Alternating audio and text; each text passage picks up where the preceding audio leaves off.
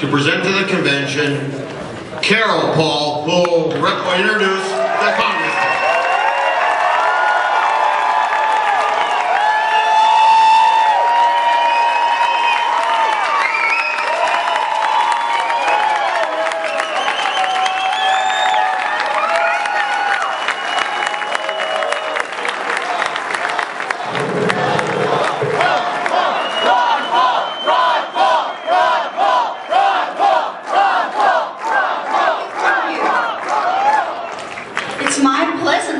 Today to introduce to you a man that I've been married to for 55 years.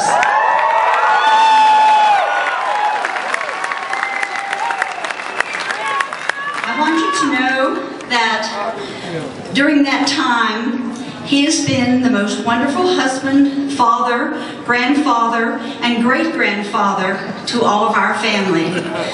He stands in their eyes and in the eyes of many for honesty and telling you how it is, no matter whether it's what you want to hear or it's what you have to hear.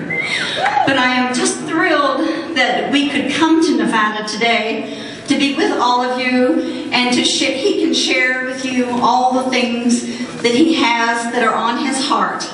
But thank you very much for having him. He's a wonderful physician. He's delivered 4,000 babies. Only 2 of ours, purely by accident. And he has had a wonderful, fulfilling term in the Congress.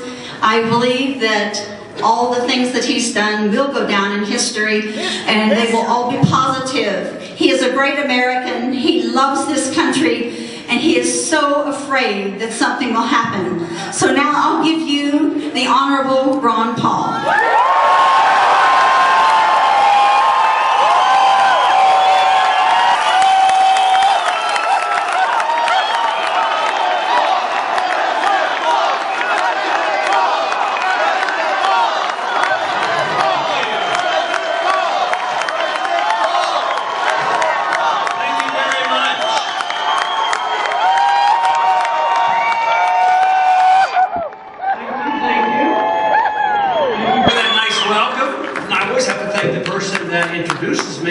So I thank my wife. She was a little bit nervous, but I still think she did a very good job.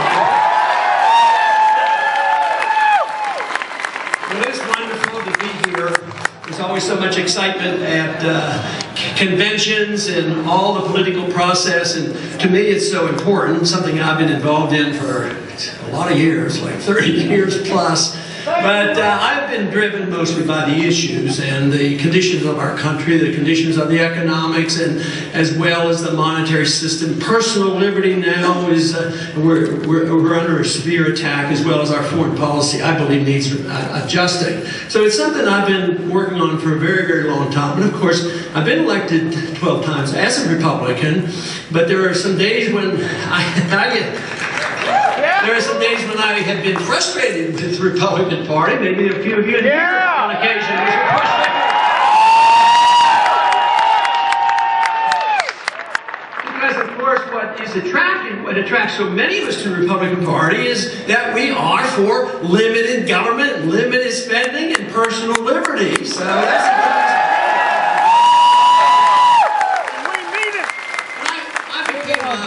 frustrated, after we, in '06 we lost control of the Congress, and then we lost the president 2 years ago. But in many ways, the people were trying to tell us a message, because they didn't think we were doing our job. And, we had the House and the Senate and the presidency, and we expanded the size of the Department of Education. We expanded the role of the federal government in medicine. Deficits went up, and Republicans, for a lot of Republicans stayed at home anyway. We were punished in a way that we did lose control. Now, after getting the new president that we have today, evidently the people aren't too satisfied either with this president. And of course, we have already recovery control of the House of Representatives. So that's, restore the confidence in the American people, because in many ways that's what they're looking for. They want confidence in the Republican Party. They want confidence in the message of limited government and following the Constitution, and that is our job.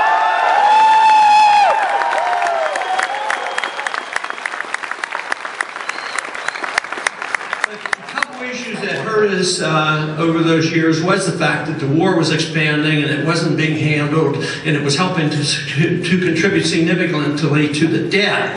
But for instance, right now it's costing us $10 billion a month just staying in Afghanistan. But this is an issue, of course, that I've been very much involved in over the many decades of trying to avoid undeclared wars. And now 75% of the American people say that we ought to be coming home from Afghanistan.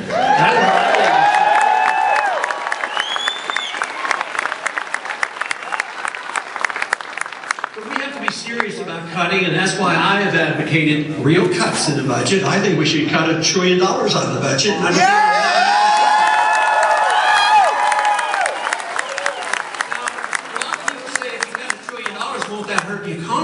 Well, you're not cutting $1 trillion out of the economy. You're taking it out of the hands of the politicians and the bureaucrats and giving the money back to the people. That's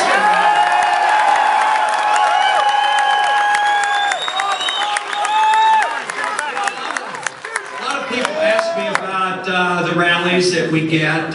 We've just had 3 or 4 days here in California, and we have also traveled around the country. And the rallies are continuing to grow. We get between 3 and 6, sometimes 8,000 people out. And the media asks me constantly, they say, why are the young people interested? Why do they care? What are you saying differently? And for the most part, a lot of them will say to me, we know you're telling the truth, we trust what you're saying, you're leveling with us, and you're telling us what we have to do. And young people don't like the idea of perpetual war. They're inheriting this. They're inheriting the debt. They're graduating from college. They have the biggest debt ever, bigger than the credit card debt. And then they're not being able to get jobs, so they have a reason to be very, very frustrated with the whole issue. But the young people are sick and tired of the fact that when the crisis hit, there were a lot of bailouts, but the homeowner wasn't bailed out. But the wealthy got bailed out, Wall Street got bailed out, and they don't like that either. And I don't think the Republican Party should stand for bailing out Wall Street. It should be taking care of the people in this country.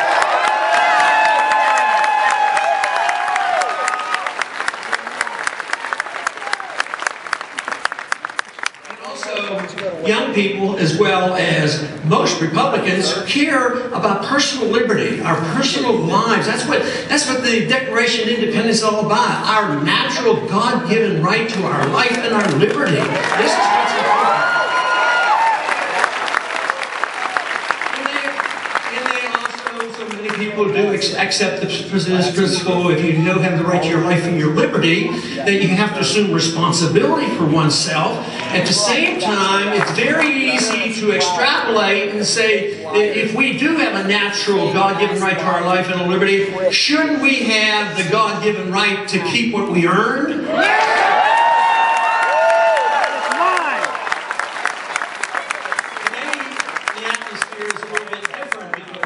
We've had a president and an administration has had 3 years to try and straighten this mess out. And unfortunately, for the people of this country, things aren't that much better. Occasionally, you'll hear a government statistic. Unemployment is still a big problem. This idea that it's dropping a little bit here and there, when you count everybody who's dropping out, it's very high. It could be as high as 20%. And when you look at the middle class is shrinking and it's getting poorer. The people on fixed incomes their standard of living is going down, and that, of course, is because the valuation of our money is going down and the productivity in this country is going down, and the debt is a serious problem. This is something that the administration has to explain, and this is one good reason why there will be a change in administration come November.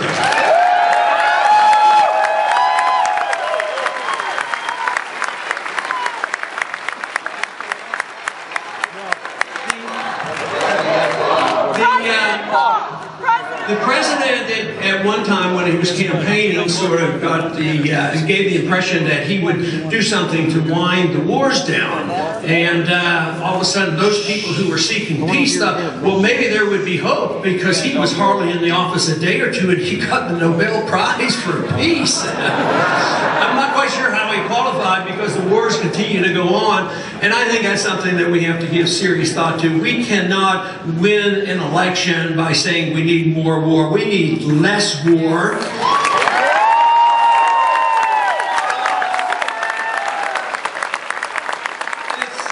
It's very easy to be more precise and be more objective about when to go to war. Why don't we just follow the Constitution and don't go to war unless it's a declared war?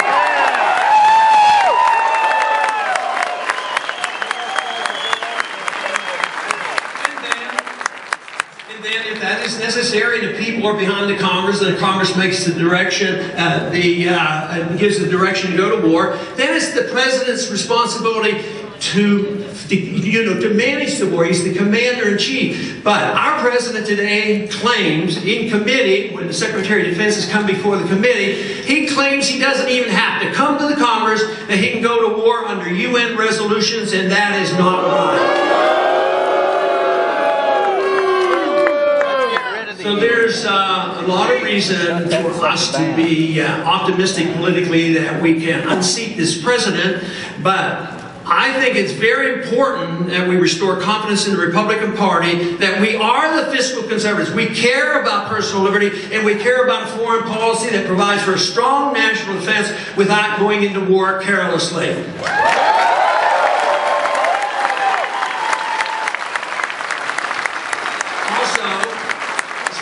Young people that I talk to, as well as most Americans, are pretty annoyed about what this president has done with executive orders. You know, it wasn't too long ago that he was asking for some environmental legislation, and it was coming slowly, not fast enough for him from the Congress. So he says, that's okay, I'll just write an executive order. Well, this is not right. The legislative branch is the Congress. It's not the executive branch, and it's not the judicial system that's allowed to legislate.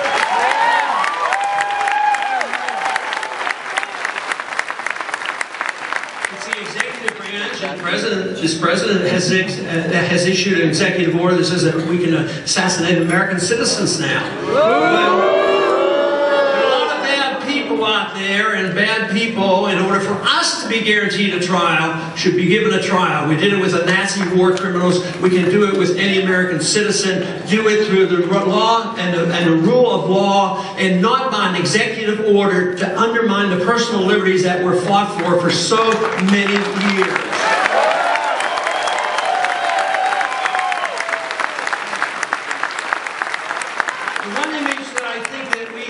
To portray as Republicans is not more of the same. We cannot win, or we cannot change the country if our goal is to maintain the status quo. The status quo is what this new generation is very upset about. The status quo has been, no matter whom we elect, it seems to stay the same. The wars stay the same. The Federal Reserve stay the same. They want people to challenge this, challenge the status quo, challenge the bailouts, and challenge the Federal Reserve System as well.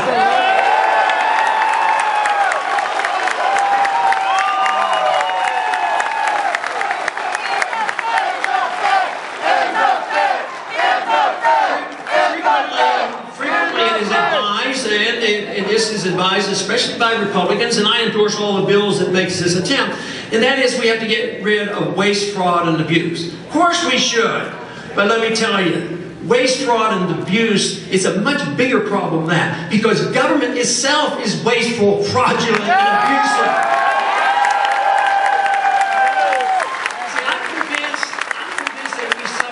Twice. Once when they take our money, and second when they spend the money and do harm to us. So the whole principle is we have to ask the question. We have to ask the question not only in this country. That's what the role of government ought to be.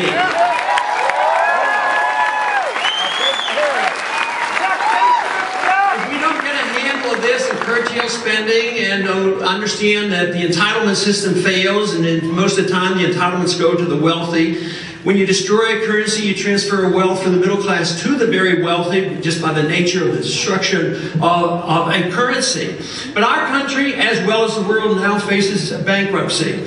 And the liberal side, those other economists claim that the answer to too much spending and too much debt and too much printing of money, the answer is the government has to spend more money, print more money, write more regulations, tax the people. It won't work. That is the status quo, and that's the way it's been for a long time. And believe me, economically and politically, it won't last. And that is the reason it's crucial that we get a message out from the Republican Party that what we need is the limitation of government power, limitation of spending, the curtailing of the government intrusion on our personal lives, the curtailing of our government in our economic lives. If we get that message out, then the next thing is we have to convince the people we're serious, because there's a lot of skepticism out there. There's a lot of frustration. Some states now, the most numerous body of political people are independents. And you can't win an election without independence, and you ought to be able to nibble away at the Democratic votes as well.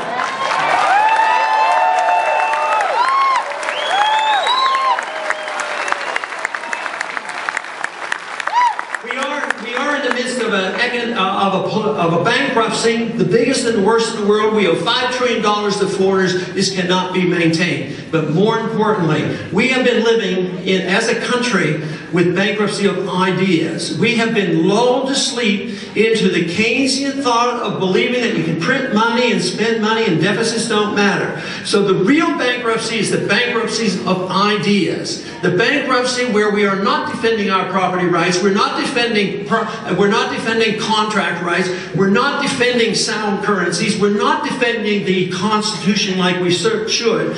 We have a bankruptcy of ideas. And once we find out that ideas do have consequences, for the last 100 years we've had a lot of bad ideas having bad consequences. It's time for us to renew our faith and confidence in the good ideas that were given us by the founders in the Constitution.